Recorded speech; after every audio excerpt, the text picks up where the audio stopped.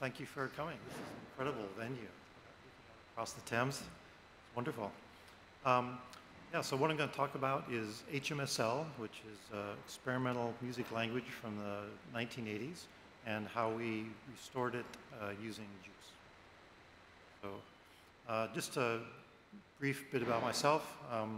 Back in the 80s, I was building sort of homebrew analog electronics. This is a modular synth built in a shoebox because I couldn't afford a better case. And the bottom part is a little digital oscillator connected to Z80 single board computers. But around about the time MIDI came about, we started doing HMSL, which I'll go into more detail. The DSP part of HMSL led to a work did on a 3DO game console, which was the first DSP-based video game audio system. That in turn led to JSyn, which needed a portable audio system. So Ross Benchina and I started the Port Audio project around that time. And then to make money, working on PS3, video game console, and selling MIDI software, and then lately been working on the MIDI 2.0 standard. There's a talk tomorrow, I believe, on MIDI 2.0, which is, and then most recently, I've been working at Android with Glenn and other folks, Emily, Jerry, on A-Audio and the Oboe APIs. And John Turner is going to be giving a talk tomorrow on that. So what I'm going to talk about today is what is HMSL, the concepts, and sort of describe this kind of what seems now like an ancient language. Describe how we ported it to JUCE. I'm going to play some pieces and describe, kind of give you a feeling for what HMSL was used for, and then also talk about how you can try HMSL at home, because now it's running on today's Macs. So what is HMSL? It's an experimental music language. So it's you write programs in it. So to do computer music, you write a computer music program in HMSL. It was written for Mac and Amiga. So it'd be Mac Plus and the Commodore Amiga. And we started around 1985, and it kind of ran up through the mid-90s.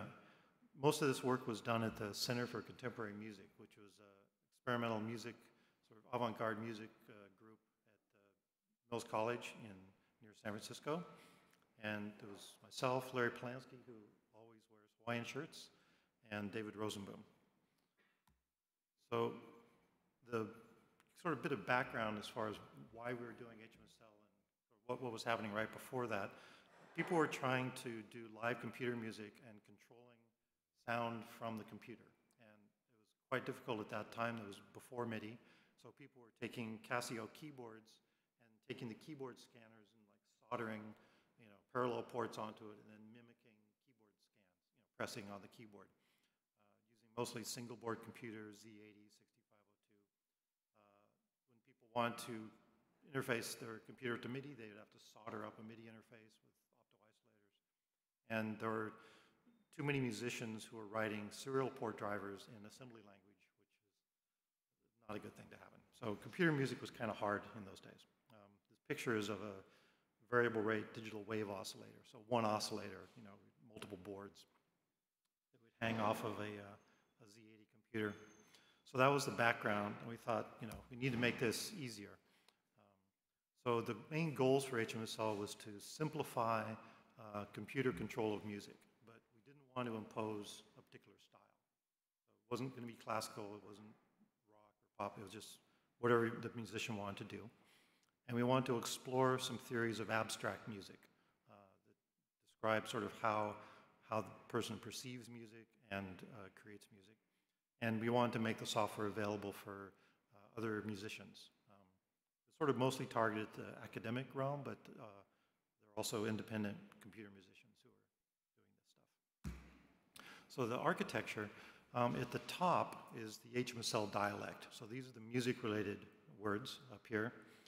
And it ran on both the Macintosh and Amiga. So we had a host abstraction layer that allowed us to talk to J4th on the Amiga or this H4th, which was a custom fourth on the Macintosh.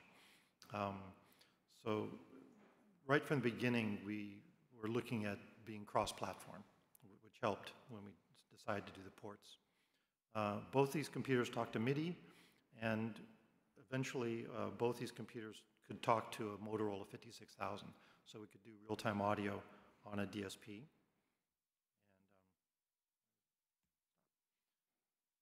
And the Amiga had Amiga local sound. So because we could run on two machines, it wasn't that hard to move it to a modern MacBook, which is basically a completely different machine than a Mac Plus. So the HMSL is now running on P4th, and we use JUCE to get to open a window, draw lines, do the graphics, do the MIDI part. So JUCE provides the machine-dependent, independent parts. And then for the MIDI parts, I'm using a ringtone MIDI synthesizer from around 2005. So why did we use Forth? So back in 1985, I bought a Commodore Amiga computer and was very excited and pulled it out, plugged in the floppy disks, started up the C compiler, typed in "Hello World," and hit go. And about 2 minutes later, I had an executable program, and it said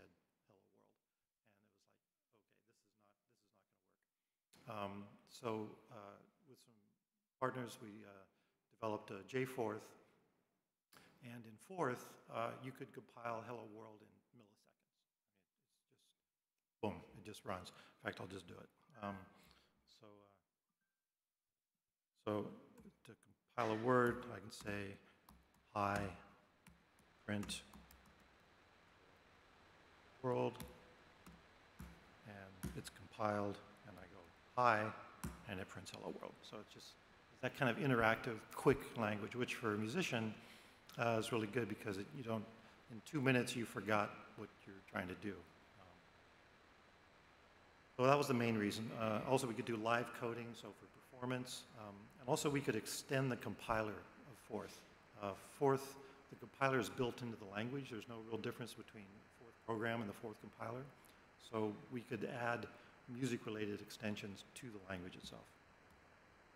So the Forth language, which if you're to look at the examples or to try, if you want to try out HMSL, you have to know a little bit about Forth. So it's a stack-based language that was invented by Chuck Moore back in, okay, I forgot, I'm not mic'd.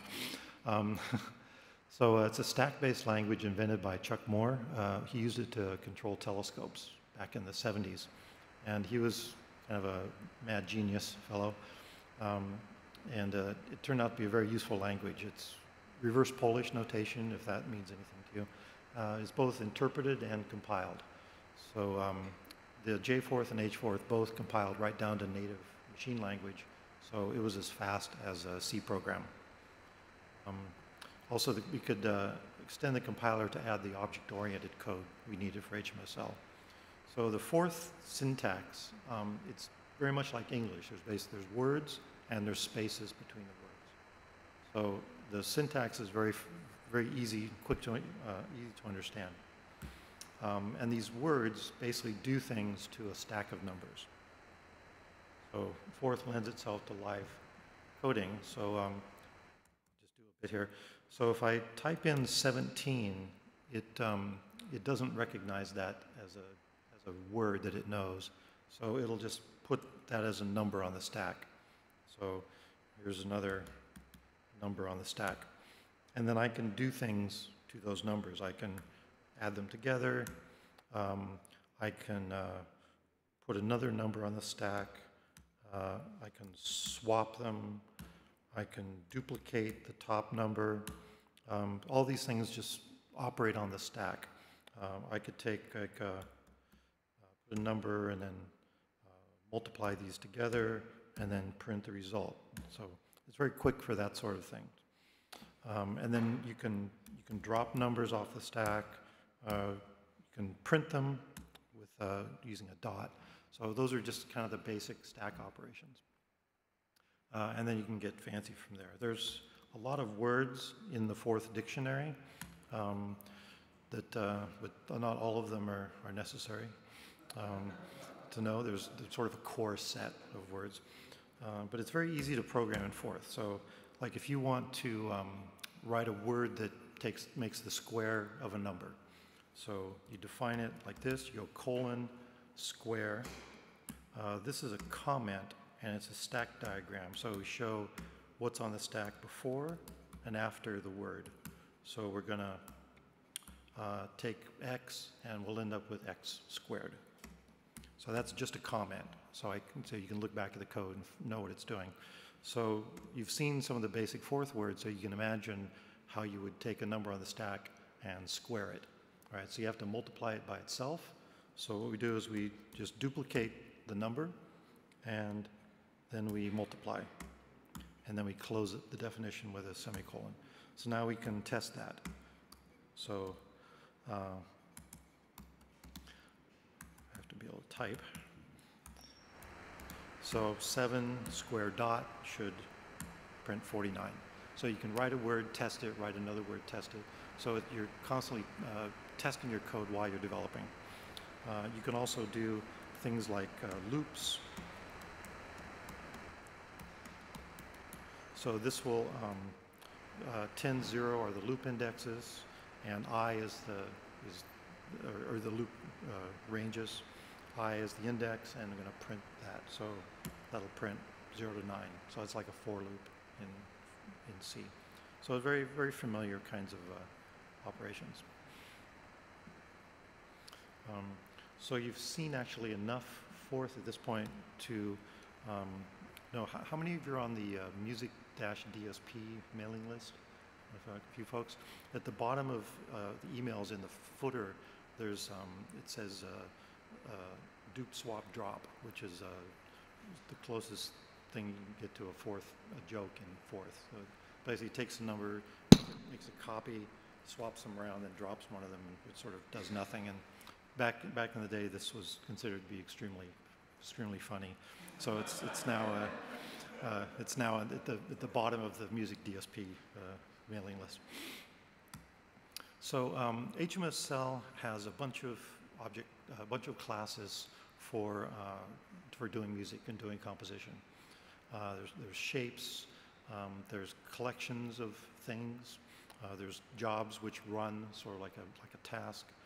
There's actions which respond to events. There's players which can play shapes, and structures which let you build sort of complex hierarchies. So I'll describe a few of these. A shape is an abstract array of points in a multi-dimensional space, which is basically like a multi-dimensional array, but the idea was that these dimensions may be very abstract. So to create a shape, you declare we shape sh1, we allocate some space into it, and then we can add values into the shape.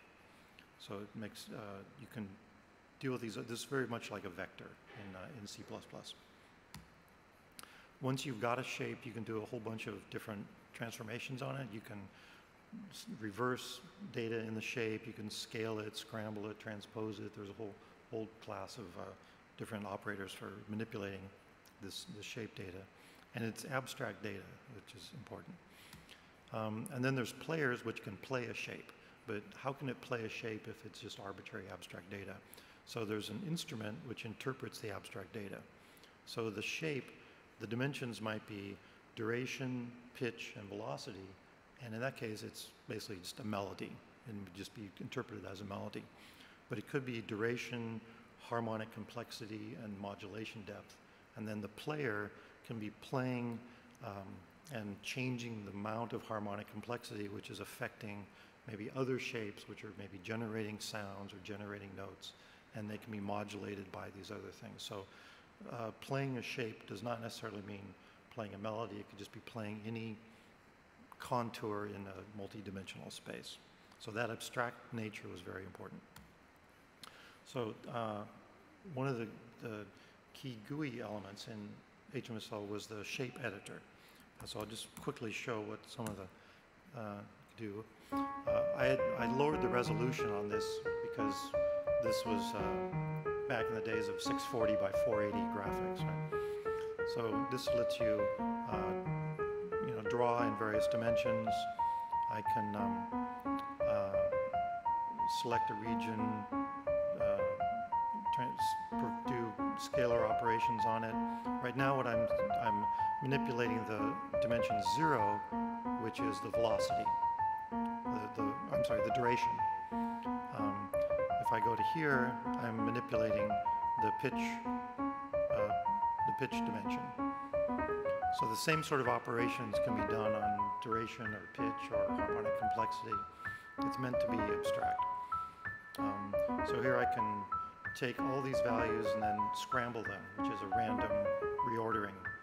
Or I can take a set a point and then pick random values between the mouse and the line. Or I can invert it around that axis. So you can do lots of sort of abstract transformations, which isn't just change the note duration or go up an octave.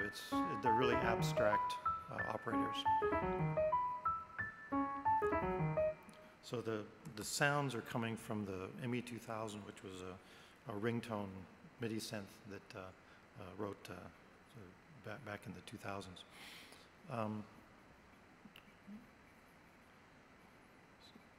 So that shows how you can play these basic shapes, but it's not just a shape player or multi-track sequencer. It's really designed to work with higher level hierarchies of objects. So one of the two main kinds of objects that we were dealing with was sequential and parallel collections.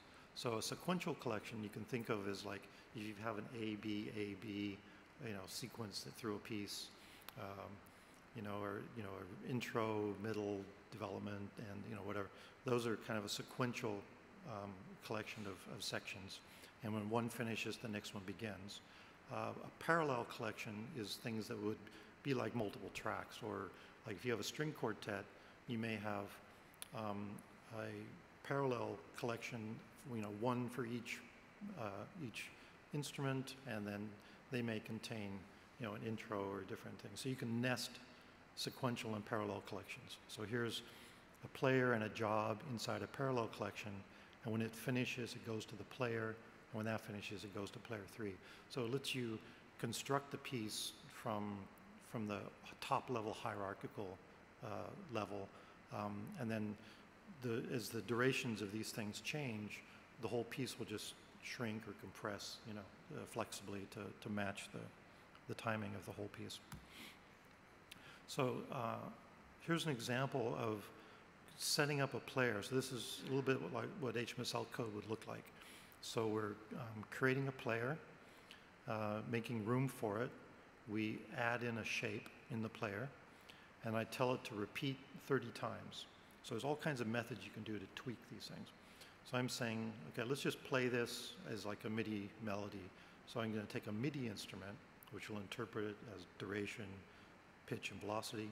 I put the instrument in the player, and then here I define a special function which will take the shape and reverse all the elements in the shape. And I put that as a repeat function. So every time this player repeats, it should take the melody or whatever that is and just reverse it. And then I tell it to repeat 1,000 times, 10,000 times. And also, at the end of each repeat, I can have a delay. So I can put delays or put custom functions, callbacks, at different points in the execution of these things. So let's, I typed this in beforehand, so I didn't have to. So this should,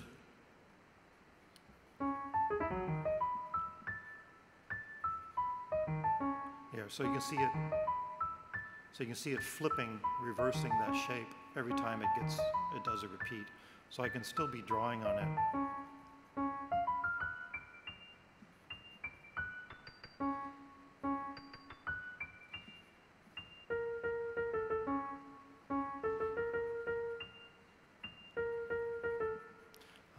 So a lot of the HMSL pieces were sort of dealing with these odd kinds of transformations. There was one piece I did which used Amiga local sound where the melody, if you think of the melody as a contour in a time and pitch space, so you can do traditional things like transpose or shrink or do various things. What this would do is it would do a 2D rotation in that time and pitch space. So as on the screen, you could speed it up and slow down. So a note might start at the beginning, then it would go to the top, and then it would end up at the end of the piece, and then it would be a low pitch, and then come back to the beginning. So you could rotate like a constellation, these different notes. It's wacky, but that was a very typical HMSL piece.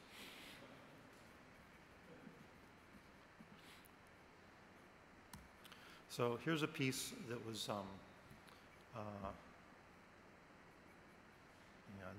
we might be missing a channel here. So what this does, it takes a measure and it divides the measure once. So there's one note per measure. And then on another track, another player, it plays 2 notes per measure.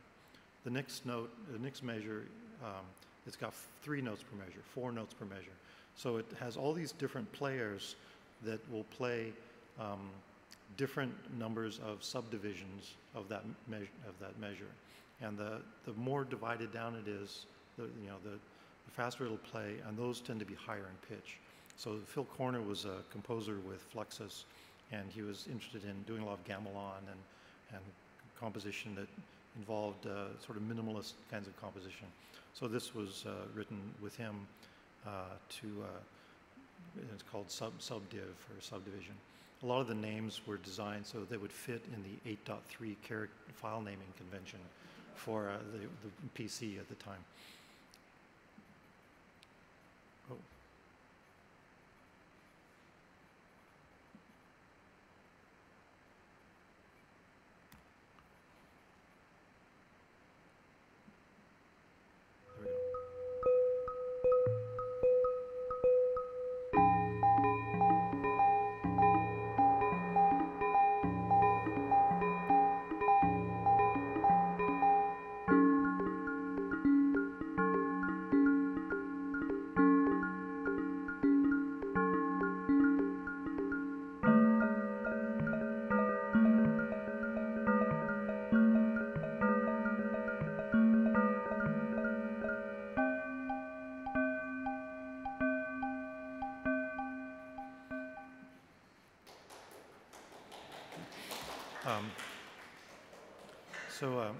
Let's see. This other piece is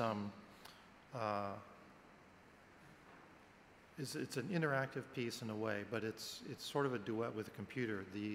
There's a basic theme, a melodic theme, and then another player will make a snapshot of that theme, and then it will do kind of fractal transformations of that melody. So it tries to preserve the length, but it may remove notes and make a note longer, or it may sort of subdivide and do sort of binary fractal subdivision of the melody, which is a technique that's also used to generate sort of fractal landscape pictures.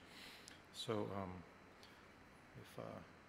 I'll include the piece. So if you do download HMSL and try it, you can basically do this and try out a lot of the old pieces.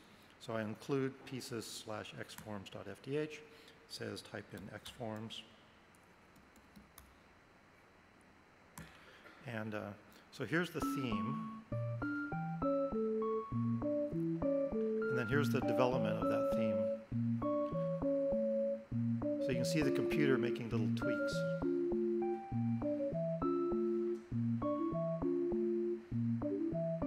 And then periodically I'll go back and grab another snapshot.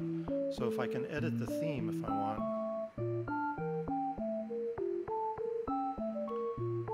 And then go back to the development.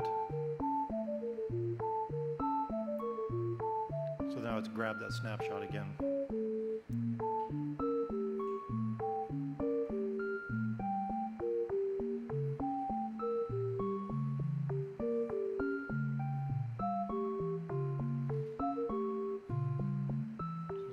Snapshot.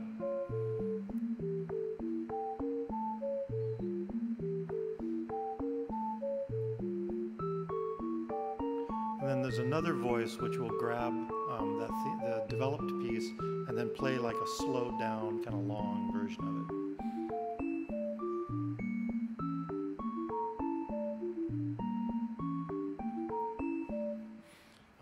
Obviously, some parts are not fully implemented, but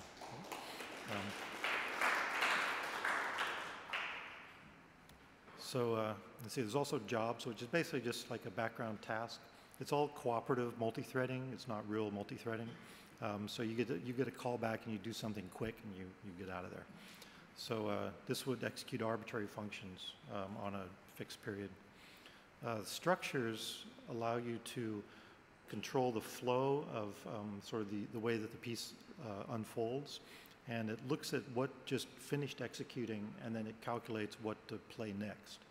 So after part B plays, it will look in this set of weights, and it's a Markov chain, so it adds up those weights, randomly picks a value based on those weights, and then chooses one. In this case, it would usually choose C, but it might choose A or B, but it would never choose D.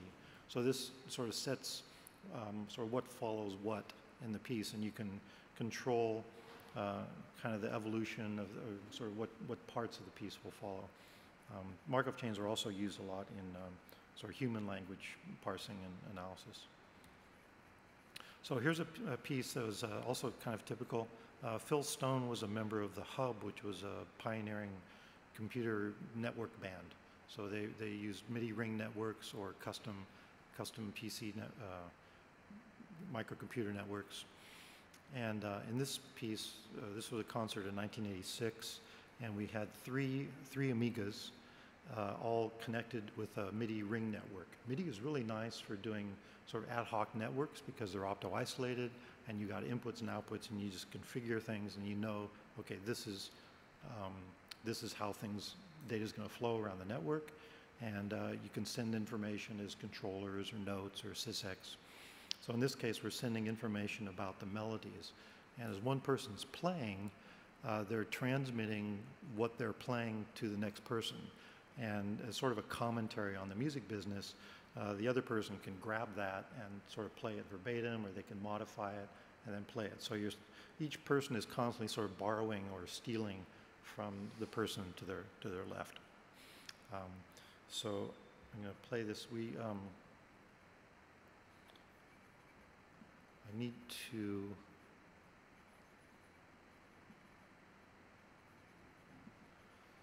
mix these down because we need to do mono. How was that mix? Mix stereo down to mono. Okay.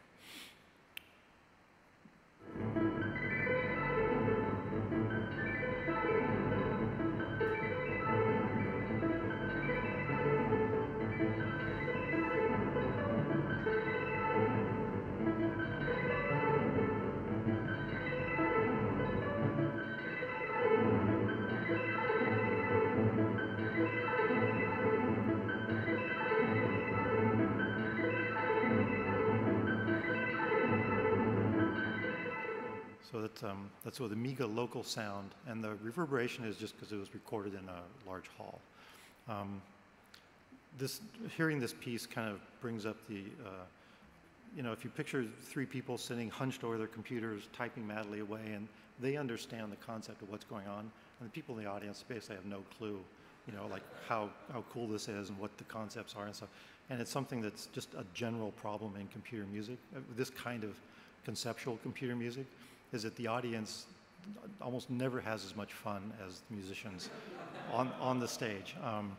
And so, I mean, that was one reason later I tried to move some of these pieces onto the web, because then the person can sit there at home all by themselves and they can get to play with it and have fun themselves. But a lot of these pieces are really, more for the enjoyment of the musicians, I think. But that's all right. So another thing that MIDI had that was very critical, because in those days we're running on 8 megahertz, 68,000 CPUs. So these are not, monster CPUs. So it was very important to have output timing be stable. And so MIDI output events were all time-stamped and were put into an event buffer, a timestamp buffer. And what we'd do is we'd have a hash map of timing, and each hash map, entry in the hash map would point to a sorted list of events. So and then we'd insertion sort into those event lists. So this is all, I think this part might have been an assembly. It was nasty. But it gave us low-level, very solid, jitter-free timing. So even though we're on an 8 megahertz computer, the MIDI that was coming out was, rock solid. So this slide is meant to give you an idea of the kinds of pieces that people were doing. This was not burning up the dance halls in Berlin or anything. This was more sort of academic kind of music. People doing museum installations. Nick had sequences that were playing not notes, but sequencing fans that were blowing air on kinetic sculptures. David Dunn was out in the field communicating with other species by recording and playing back bird songs. David Rosenboom was analyzing music as it's being performed, parsing it, trying to find pieces of music, transforming them and playing them back. I mentioned the rotating melody. There was another piece we did where the notes were simulating neutrons in a nuclear chain reaction. And the hub did many conceptual network pieces.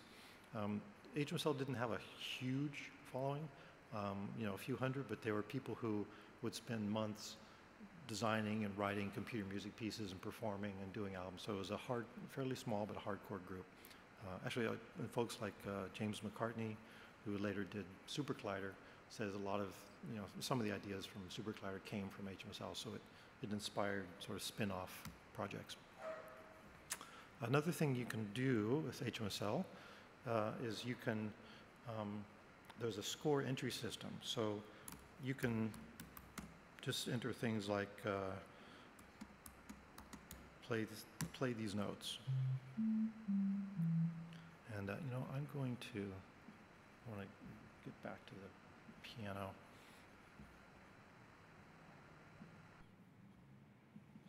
I'll just show you what happens when you run HMSL. So it comes up, you can initialize it, and so I can play notes like that. I could maybe play 16th notes. I can maybe loop these.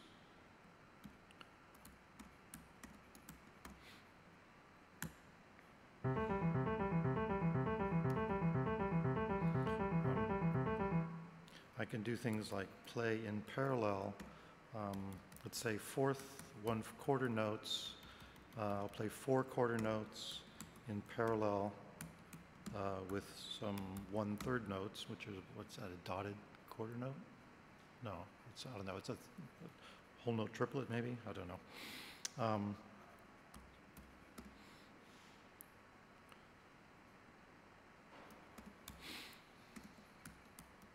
So I can play 4 quarter notes alongside 3 1/3 notes, and but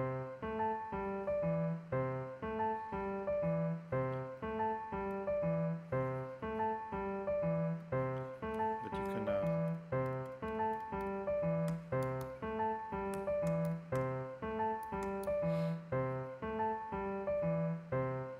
that's a lot of repetitions, isn't it? But you can also get some very extreme, do 13th notes, dotted 13th notes. You can do, do all kinds of stuff.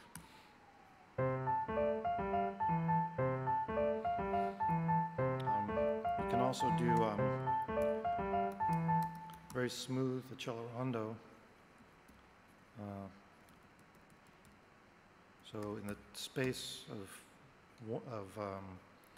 3 half notes, I'll accelerate by a factor of 1.2.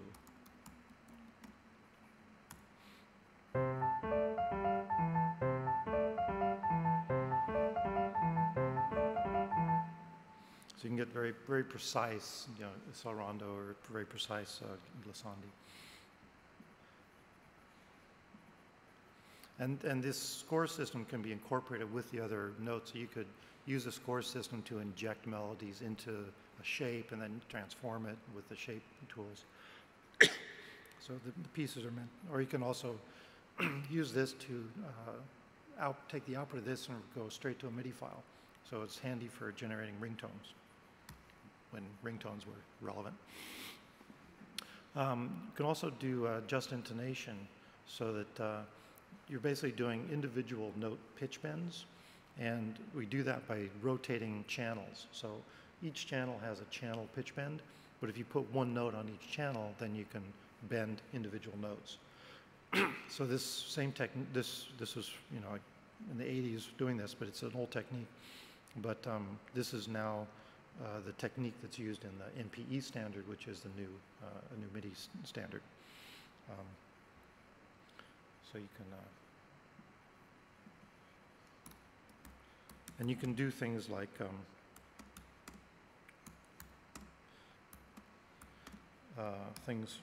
do relative, like relative intonation. Like I'll play something a fifth relative to the previous note, and then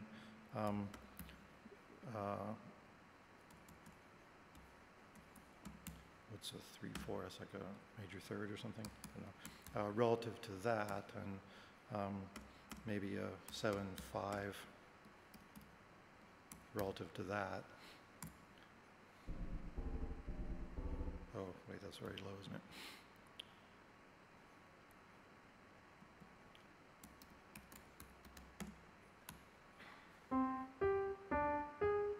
So you can get these very odd sort of microtonal things, and you can do that within the context of all that other score playing stuff. Is that time? Or 10 minutes? Okay, thanks.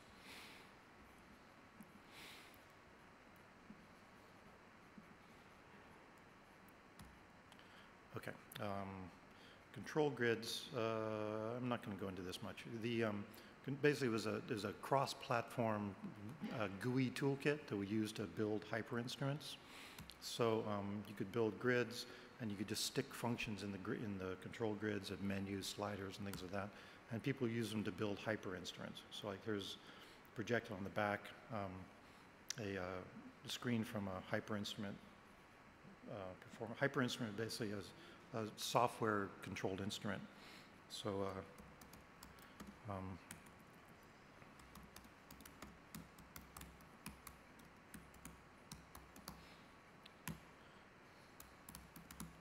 so Splore fits within the 8.3 limit.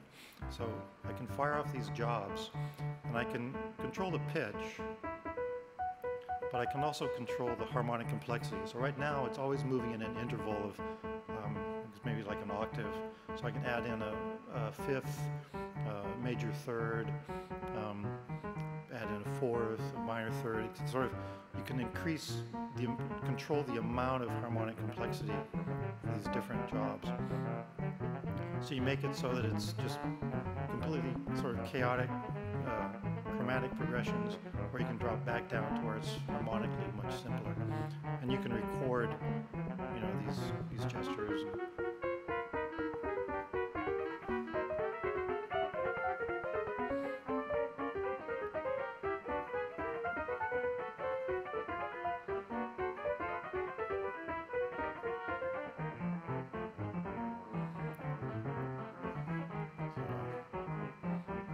Another case where the musician can just be having fun for hours, or the audience squirms.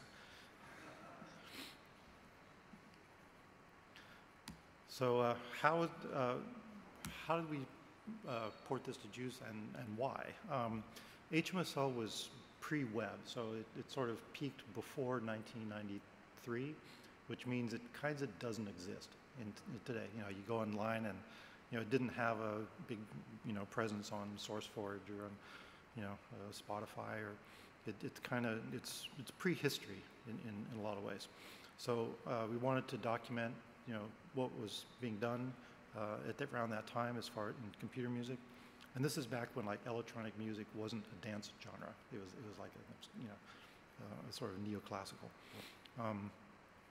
We also wanted to allow people to experience, you know, these tools and what it was like, And also people could sort of harvest and mine the history and get ideas for things like maybe the hierarchical scheduling or the score entry, to maybe combine some of these tools with new software, current software, and make use of these, recycle these ideas. So the strategy, we ported the main Forth on top of pForth, which is on GitHub, and then JUCE was a lifesaver. I looked at doing Objective-C and Swift and all sorts of things and ran into dead ends. And we started using JUCE to port the graphics and the MIDI and the audio, and it just worked. It was just really, really nice. So it had everything we needed. And so for the terminal window for Forth, we take a JUCE key press, send it through a FIFO up to Forth, which then sends back through another FIFO to a JUCE window that's painting the screen to do the terminal windows. HMSL has this abstraction layer, so you have a whole bunch of graphics operations, basic draw line, draw rectangle that we use to implement our GUI, basic MIDI commands, read MIDI bytes, write MIDI bytes, basic timing, get time, get rate for the clock, and then get mouse events. And that's it. If you can implement these functions, then you can implement HMSL on pretty much any computer. It's basically C code with these host layers. Graphics, the same thing, with events traveling up to HMSL and then back down to JUCE. In the old days, the graphics was very different than it is 5 minutes. In the old days, the graphics was very different than today. Everything would just get drawn into a bitmap. And then if you want to redraw, you would use XOR to draw and undraw. And there was no XOR in JUCE, so we had to actually redraw or repaint regions, which was a change, the only change really that we had to make in HMSL. Well, I'll talk briefly about sound generation. On the Amiga, we had a 4-channel 8-bit DMA engine that you could vary the pitch on. Because it was variable sample rate, it didn't sound too bad. It wasn't like a lot of interpolation going on. But and there were pieces done like Nick's piece where people would vote on a spectrum, and you could cast as many votes as you wanted. But so if you cast 1 million votes, you know you'd win, but the prize would be diluted by the number of votes. So you'd have almost no control over the spectrum. So you're sort of bidding to control the spectrum. So it was always a conflict between voting too much and versus voting just enough so that if you won, you actually had some control. So this was a piece that Nick in the foreground did with another MIDI network. We, because we're using 8 megahertz 68,000s, we couldn't do real-time audio like you can on these laptops. So we had 68,000 DSPs, 56,000 DSPs from Motorola that we'd connect to the Amiga or to Macintosh to do real-time audio. Connecting it through these wire-wrapped, hand wire-wrapped interfaces. This is the simplified macro language. So there'd be this control code and rate code. So we basically had unit generators where data would flow between the generators, but there wasn't a graphical UI. So you would basically use assembly macros to connect them. So I'm going to play 2 pieces real quick. One is a duet with Jeannie Parson, where we would send notes around in the network, and we take the note from our neighbor, we take that frequency, and then we would generate a new note that was a whole number ratio to that new note. There's no fundamental, so it's basically just intonation, but there's no fundamental, there's no key that we're in. Everything is relative intonation relative to the previous note. We could also change the carrier modulator ratios of the FM.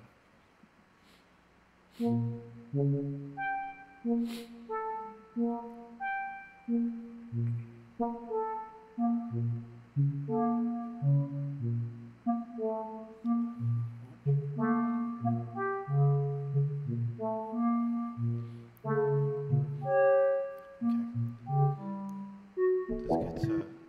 nice and beepy up in the middle here.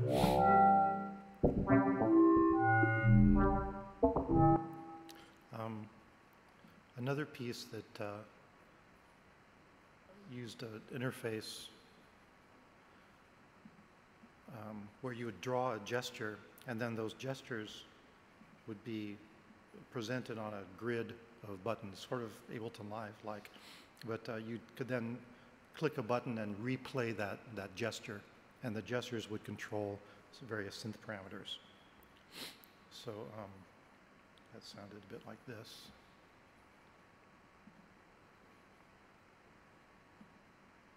Oh, that was it.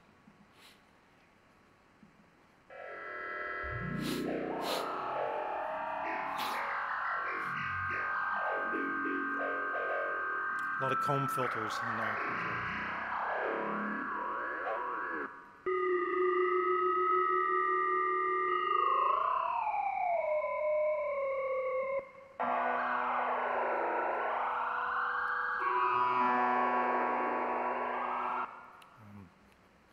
So both those pieces were around 1993, generated on that DSP chip.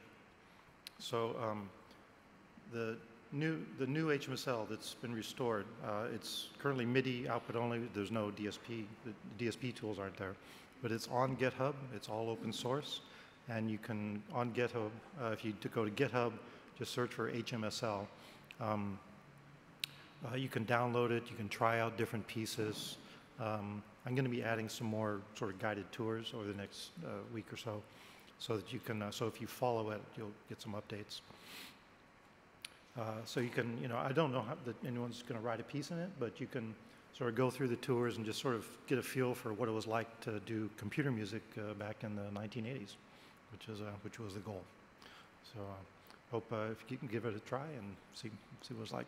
And it'll crash, if you type in. You can type in, before you just type 3 words and it'll like just erase the dictionary, because because it's like it's C, or something. It's a full language. You can. I figure if you can't crash, it's not a real language. But so it's a real language. So any questions? I don't think we have a whole lot of time for questions. So before we just Okay. Yeah, I'll be around. Thanks very much. No, thank you.